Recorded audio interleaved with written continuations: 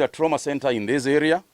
and the trauma center does not just serve the people in that area, it serves everybody traveling across the area, because if you have an accident, we don't ask you that you come from Turkana or you come from wherever. You are here to be treated in a trauma center that the national government is also going to support and pitch in, because it is a national project and not just a county project. And for that reason, we will support the project that we agree on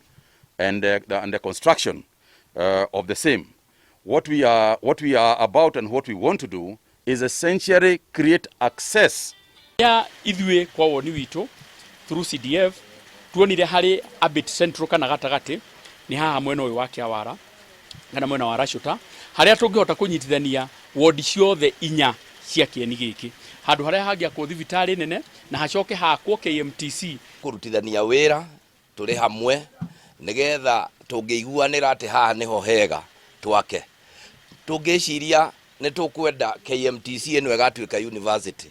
twicirie turi o kindu kimwe na muno tutikagie na ngucanio tondu